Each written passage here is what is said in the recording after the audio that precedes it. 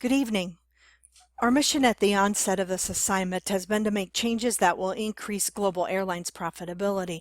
And these changes we know must align with the values they hold true, which are low cost, safety, reliability, and friendly and efficient customer service. Today in our discussion about global, we'll be taking a look at performance analysis, recommended interventions, evaluation plan, and a change management plan. We investigated recently a challenging issue global airlines has been experiencing. Global airlines would like their check-in process to occur without error so planes fly safe, passengers arrive on time to their destination, and the airlines increases profitability. Today, though, Global has been experiencing a processing error at check-in, that of bags not being weighed and excess baggage fees not being charged. If they ignore this problem, customers' wait time in line will continue to increase, customer satisfaction will decline, pilots will not be able to estimate fuel usage because total plane weight is unknown, and the organization will lose revenue and be unable to recoup the costs for excess fuel needed to carry that additional unclaimed weight. These changes will benefit the check-in teams, operations teams, and the airlines as a whole. Our analysis of the performance of global airlines revealed two main gaps in performance, and let's take a moment to review these gaps and their causes. The first gap refers to the extent to which check-in clerks charge excess fees to passengers with overweight baggage. We believe this cause is due to the check-in clerks who make a conscious decision about weighing checked bags and processing fees for excess baggage weight. Our evidence shows us that check-in clerks are using a two-system method to check passengers in with their bags, which adds time to the process and time to the wait in line for passengers. We also know that a long wait time in line causes passengers to get irritated, and then hearing they're being charged additional fees is also upsetting. All this reduces customer satisfaction. Check-in supervisors are using a key performance metric, passenger wait time in line, to motivate check-in clerks to move people through as quickly as possible in order to meet their department metrics. We conclude that check-in clerks do not want to follow a process that results in a negative customer interaction, nor do they wish to hold up the queue by processing additional fees. So in order to avoid these situations, they do not weigh every bag or charge fees for every overweight bag. The second gap refers to the length of time passengers checking in must wait in line. We believe that the cause of this is the dual information technology systems currently being used at check-in.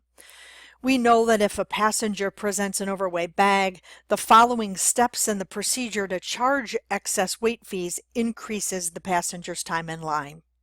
These steps include weighing bags, signing into another system, processing the excess ticket, processing a fee, and then addressing the customer if the payment's declined. Currently, using two systems to process a single charge is inefficient and extends the length of time a customer waits in line. Evidence shows us that using a two-system method to check bags in, passengers with bags in, takes time. Interviews reveal that frustration passengers experience when they have to wait in line for check-in, as well as the frustration they experience when they're being told that they're going to be charged additional fees. Interviews also show us that two systems adds time to the wait time. We conclude that check-in clerks do not want to take extra time to weigh bags and charge fees if they must use two systems, because they don't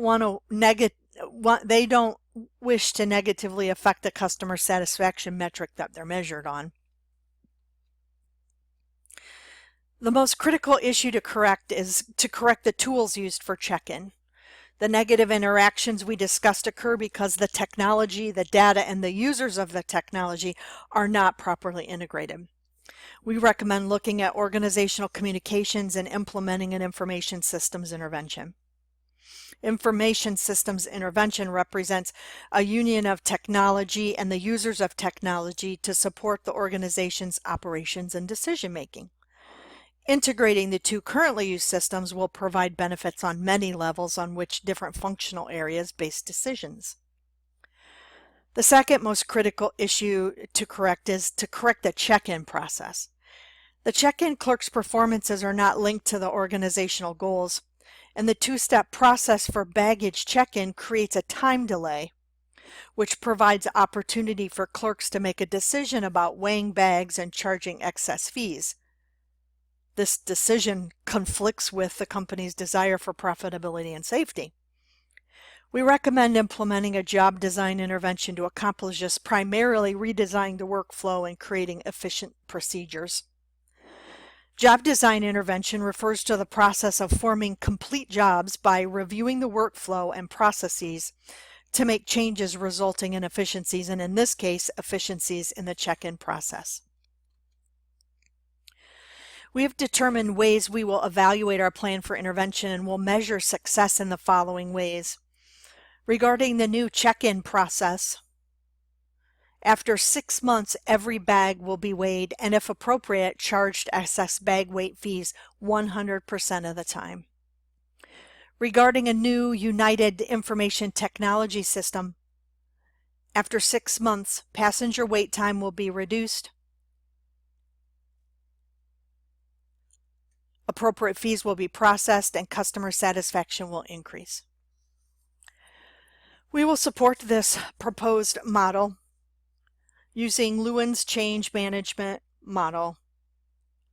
The focus of this theory model is to look at change as a process with distinct and separate stages.